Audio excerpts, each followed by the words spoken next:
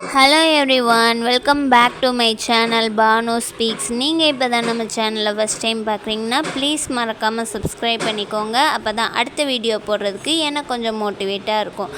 இப்போ வாங்க வீடியோக்குள்ளே போகலாம்.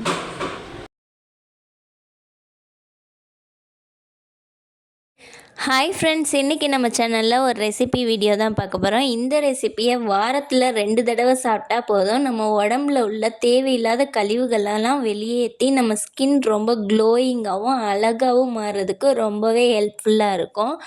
இந்த ரெசிபி எப்படி செய்கிறதுன்னு பார்க்குறதுக்கு முன்னாடி இந்த வீடியோ உங்களுக்கு பிடிச்சிருந்துச்சுன்னா ஒரே ஒரு லைக் மட்டும் கொடுத்துருங்க. இப்போ வாங்க எப்படி செய்கிறதுன்னு பார்க்கலாம். இந்த ரெசிபி செய்கிறதுக்கு நம்மளுக்கு முக்கியமாக கொத்தமல்லி தேவை. நல்லா ஒரு கட்டு எடுத்துக்கோங்க. இப்போ வாங்க எப்படி செய்கிறதுன்னு பார்க்கலாம். ஒரு கடாயை காய வச்சுட்டு 2 ஸ்பூன் எண்ணெய் சேர்த்துக்கோங்க.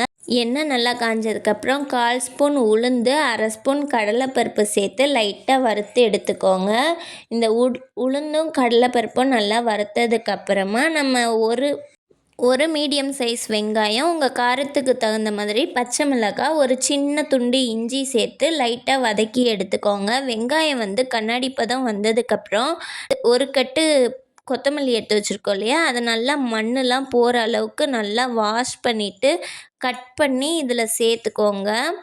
இந்த கொத்தமல்லி நல்லா எண்ணெயிலே ஒரு தடவை கலந்து விட்டதுக்கப்புறம் கொஞ்சமாக சுருண்டு வந்ததுக்கப்புறம் ஸ்டவ் ஆஃப் பண்ணிக்கோங்க. இது நல்லா ஆறட்டும். இப்போ இந்த கொத்தமல்லி நல்லா ஆறுனதுக்கப்புறம் ஒரு மிக்ஸி ஜாரில் சேர்த்துக்கலாம். இது கூடவே கொஞ்சமாக ஒரு சின்ன துண்டு புளி சேர்த்துக்கோங்க. அதுக்கப்புறம் உங்கள் டேஸ்ட்டுக்கு தகுந்த மாதிரி கல் உப்பு சேர்த்துக்கோங்க. அப்புறம் 1/4 மூடி தேங்காய் சேர்த்துக்கோங்க.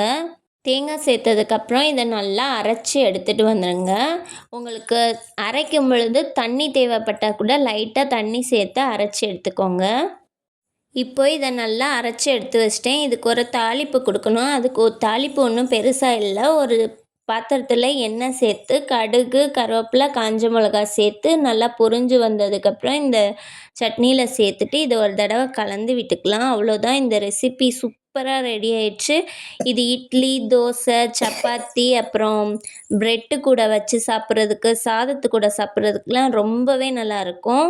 இந்த ரெசிபி செய்கிறது ரொம்ப ரொம்ப ஈஸி. உடம்புக்கு ரொம்ப ரொம்ப ஆரோக்கியம். நீங்களும் இதே மாதிரியே செஞ்சு பார்த்துட்டு எப்படி வந்துச்சுன்னு கமெண்ட்டில் மறக்காமல் சொல்லுங்கள். அப்புறம் லைக் கொடுக்க மறந்துடாதீங்க. அப்புறம் மறுபடியும் வேறு ஒரு வீடியோவில் உங்களும் பார்க்குறேன். பாய்.